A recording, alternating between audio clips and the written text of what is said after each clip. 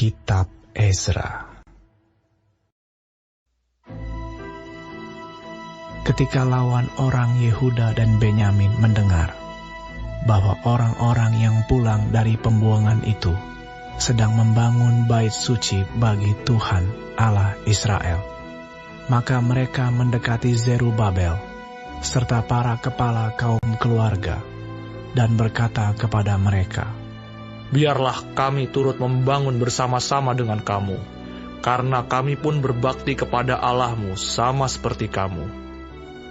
Lagi pula, kami pun selalu mempersembahkan korban kepadanya sejak zaman Esarhadon, Raja Asyur, yang memindahkan kami kemari."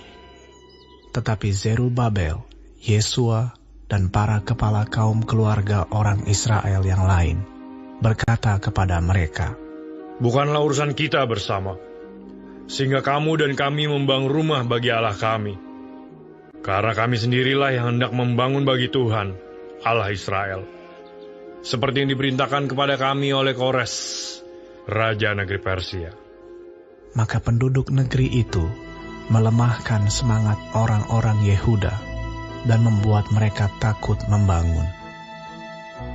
Bahkan selama zaman Kores, Raja negeri Persia, sampai zaman pemerintahan Darius, Raja negeri Persia, mereka menyogok para penasihat untuk melawan orang-orang Yehuda itu dan menggagalkan rancangan mereka. Pada zaman pemerintahan Ahasiweros, pada permulaan pemerintahannya, mereka menulis surat tuduhan terhadap orang-orang yang telah menetap di Yehuda dan di Yerusalem. Dan pada zaman Artasasta, ditulislah surat oleh Bislam, Mitredat, dan Tabeel, serta rekan-rekannya yang lain kepada Artasasta, Raja negeri Persia. Naskah surat itu ditulis dalam bahasa Aram dengan terjemahannya. Rehum Bupati dan Simsai Panitra telah menulis surat terhadap Yerusalem kepada Raja Artasasta yang isinya sebagai berikut.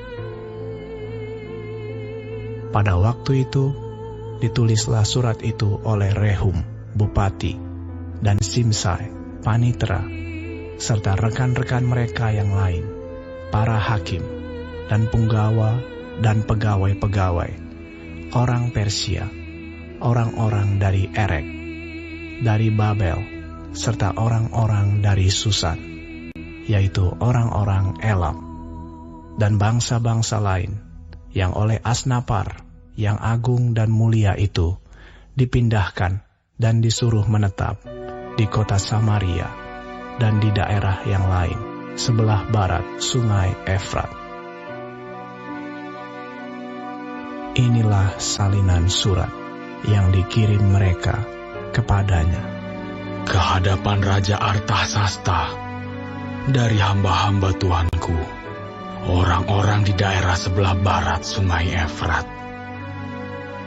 Maka kiranya Raja maklum bahwa orang-orang Yahudi yang berangkat dari Tuanku ke tempat kami telah tiba di Yerusalem. Mereka sedang membangun kembali kota yang durhaka dan jahat itu. Mereka menyelesaikan pembangunan tembok-tembok dan memperbaiki dasarnya.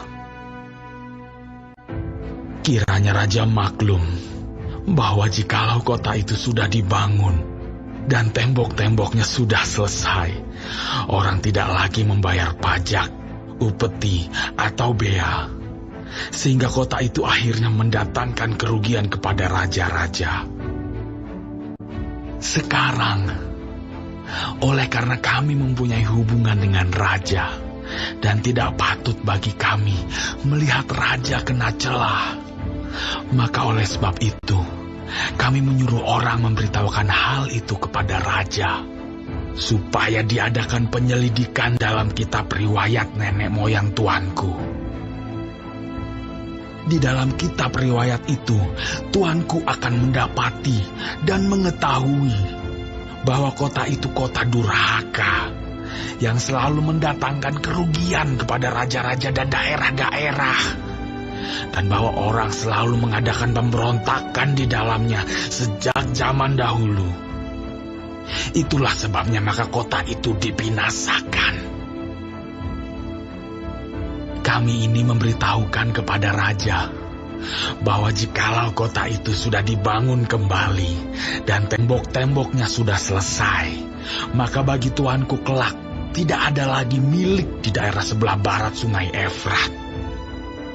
Maka raja mengirim surat jawaban ini kepada Rehum, Bupati dan Simsai, Panitera, serta rekan-rekan mereka yang lain yang tinggal di Samaria dan di daerah yang lain seberang sungai Efrat.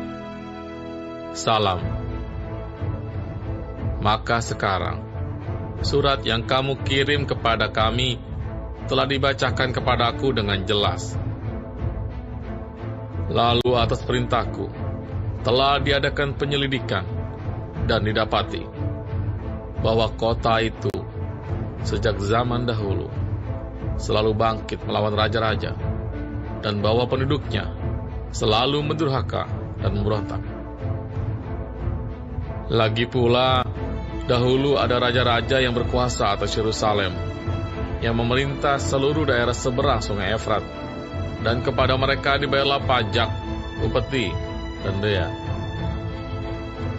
Oleh sebab itu, keluarkanlah perintah untuk menghentikan orang-orang itu, supaya kota itu jangan dibangun kembali sebelum aku mengeluarkan perintah. Dan ingatlah baik-baik, supaya jangan kamu perbuat suatu kelalaian dalam perkara ini. Apakah gunanya kerusakan yang menjadi kerugian raja-raja itu bertambah besar? Maka setelah salinan surat Raja Artasasta dibacakan kepada Rehum dan Simsai Panitera serta rekan-rekan mereka, berangkatlah mereka dengan segera ke Yerusalem, mendapatkan orang-orang Yahudi, dan dengan kekerasan mereka memaksa orang-orang itu menghentikan pekerjaan itu. Pada waktu itu terhentilah pekerjaan membangun rumah Allah yang di Yerusalem, dan tetap terhenti sampai tahun yang kedua zaman pemerintahan Darius, Raja negeri Persia.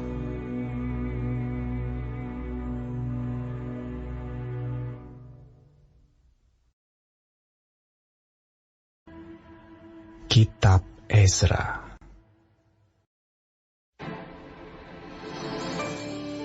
Tetapi Nabi Hagai dan Zakaria bin Ido, kedua nabi itu, bernubuat terhadap orang-orang Yahudi yang tinggal di Yehuda dan di Yerusalem dalam nama Allah Israel yang menyertai mereka. Pada waktu itu mulailah Zerubabel bin Sealtiel dan Yesua bin Yozadak membangun rumah Allah yang ada di Yerusalem.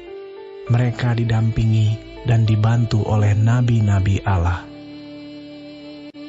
Tetapi pada waktu itu juga, datanglah kepada mereka Tatnai, bupati daerah sebelah barat sungai Efrat, bersama-sama dengan Setar-Bosnai dan rekan-rekan mereka. Dan beginilah katanya kepada mereka, "Siapakah yang memberi perintah kepadamu untuk membangun rumah ini dan menyelesaikan tembok ini?" Lalu katanya pula kepada mereka, "Siapakah nama-nama orang yang mendirikan bangunan ini?" Tetapi mata Allah mengamat-amati para tua-tua orang Yahudi, sehingga mereka tidak dipaksa berhenti oleh orang-orang itu, sampai ada berita diterima oleh Darius, dan kemudian dikirim kembali surat jawaban mengenai hal itu.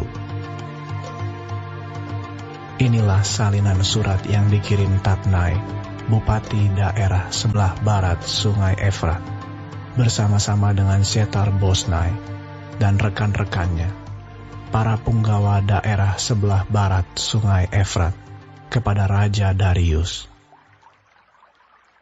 mereka mengirim laporan tertulis kepadanya, yang bunyinya sebagai berikut. Kehadapan Raja Darius, salam sejahtera.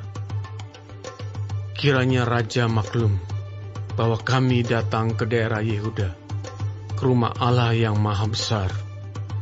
Rumah itu sedang dibangun dengan batu yang besar-besar. Sedang dindingnya dilapis dengan kayu, dan pekerjaan itu dikerjakan dengan saksama dan berjalan lancar di tangan mereka. Kemudian kami menanyai para tua-tua itu, dan beginilah kata kami kepada mereka. Siapakah yang memberi perintah kepadamu untuk membangun rumah ini dan menyelesaikan tembok ini? Lagi pula kami tanyakan kepada mereka nama-nama mereka untuk memberitahukannya kepada tuanku dengan mencatat nama orang-orang yang mengepalai mereka. Inilah jawaban yang diberikan mereka kepada kami. Kami adalah hamba-hamba Allah semesta langit dan bumi, dan kami membangun kembali rumah yang telah didirikan bertahun-tahun sebelumnya. Didirikan dan diselesaikan oleh seorang Raja Israel yang agung. Tetapi sesudah nenek moyang kami membangkitkan murka Allah semesta langit, mereka diserahkannya ke dalam tangan Nebukadnezar, Raja negeri Babel, orang Kasdim yang merusak rumah itu, dan mengangkut bangsa itu sebagai tawanan ke negeri Babel.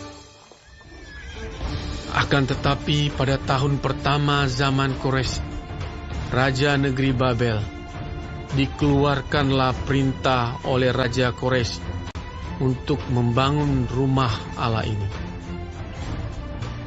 Juga perlengkapan emas dan perak dari rumah Allah yang telah diambil oleh Nebukadnezar dari bait suci yang di Yerusalem dan dibawa ke dalam bait suci yang di Babel. Diambil pula oleh Raja Koresi dari bait suci yang di Babel itu dan diserahkan kepada seorang yang bernama Sesbazar yang telah diangkatnya menjadi bupati. Perintahnya kepadanya, ambillah perlengkapan ini, pergilah dan taruhlah itu di dalam bait suci yang di Yerusalem, dan biarlah rumah Allah dibangun di tempatnya yang semula. Kemudian datanglah Sesbazar, meletakkan dasar rumah Allah yang ada di Yerusalem. Dan sejak waktu itu sampai sekarang dikerjakanlah pembangunannya, hanya belum selesai. Oleh sebab itu, jikalau dianggap baik oleh raja, maka hendaklah diadakan penyelidikan di dalam gedung perbendaharaan raja. Di sana, di Babel, apakah pernah dikeluarkan perintah oleh Raja Kores untuk membangun kembali rumah Allah yang di Yerusalem itu? Kemudian keputusan raja tentang hal itu kiranya dikirimkan kepada kami.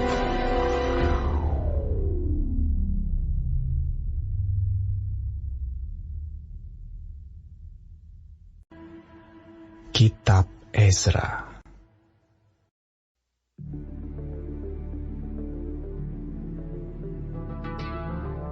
Sesudah itu, atas perintah Raja Darius, diadakanlah penyelidikan di perbendaharaan di Babel, di tempat naskah-naskah disimpan.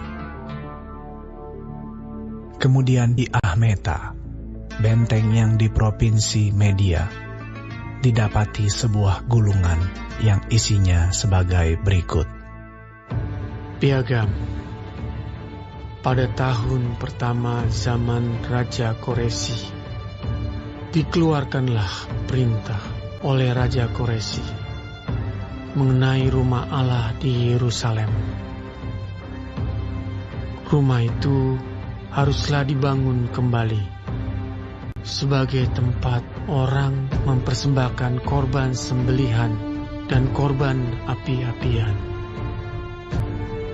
Haruslah tingginya 60 hasta dan lebarnya 60 hasta. Dan haruslah dipasang 3 lapis batu besar-besar dan 1 lapis kayu. Biayanya harus dibayar dari perbendaharaan kerajaan. Dan juga perlengkapan emas dan perak rumah Allah yang diambil oleh Nebukadnezar dari bait suci yang di Yerusalem dan dibawa ke Babel itu haruslah dikembalikan, supaya kembali pula ke dalam bait suci yang di Yerusalem, ke tempatnya yang semula. Dan engkau haruslah menaruhnya di dalam rumah Allah. Oleh sebab itu, hai Tatnai, bupati daerah seberang sungai Efrat, dan Setar-Bosnai serta rekan-rekanmu, para punggawa daerah seberang sungai Efrat, hendaklah kamu menjauhkan diri dari sana. Biarkanlah pekerjaan membangun rumah Allah itu. Bupati dan para tua-tua orang Yahudi boleh membangun rumah Allah itu di tempatnya yang semula. Lagi pula telah dikeluarkan perintah olehku tentang apa yang harus kamu perbuat terhadap para tua-tua orang Yahudi mengenai pembangunan rumah Allah itu, yakni daripada penghasilan kerajaan, daripada upeti daerah seberang sungai Efrat, haruslah dengan seksama dan dengan tidak bertangguh diberi biaya kepada orang-orang itu. Dan apa yang diperlukan, yakni lembu jantan muda, domba jantan, anak domba untuk kurban bakaran bagi Allah semesta langit, juga gandum, garam, anggur, dan minyak, menurut petunjuk para imam yang di Yerusalem, semuanya itu harus diberikan kepada mereka hari demi hari tanpa kelalaian, supaya mereka selalu mempersembahkan korban yang menyenangkan kepada Allah semesta langit dan mendoakan raja serta anak-anaknya. Selanjutnya, telah dikeluarkan perintah olehku, supaya setiap orang yang melanggar keputusan ini akan dicabut sebatang tiang dari rumahnya untuk menyulakannya pada ujung tiang itu, dan supaya rumahnya dijadikan reruntuhan oleh karena hal itu. Maka Allah yang sudah membuat namanya diam di sana, biarlah ia merobohkan setiap raja dan setiap bangsa yang mengacungkan tangan untuk melanggar keputusan ini dan membinasakan rumah Allah yang di Yerusalem itu. Aku, Darius, yang mengeluarkan perintah ini, hendaklah itu dilakukan dengan seksama. Kemudian Tatnai, bupati daerah sebelah barat sungai Efrat, Setar-Bosnai, dan rekan-rekan mereka berbuat dengan seksama menurut apa yang diperintahkan Raja Darius. Para tua-tua orang Yahudi melanjutkan pembangunan itu dengan lancar, digerakkan oleh nubuat Nabi Hagai dan Nabi Zakaria bin Ido. Mereka menyelesaikan pembangunan menurut perintah Allah Israel dan menurut perintah Koresi, Darius, dan Artasasta, raja-raja negeri Persia.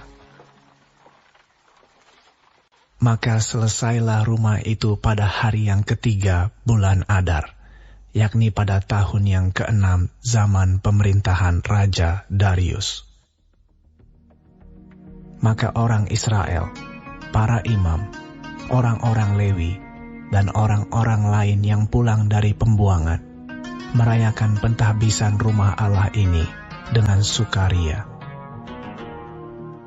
Untuk pentahbisan rumah Allah ini, mereka mempersembahkan lembu jantan 100 ekor, domba jantan 200 ekor, dan anak domba 400 ekor, juga kambing jantan sebagai korban penghapus dosa bagi seluruh orang Israel 12 ekor, menurut bilangan suku Israel.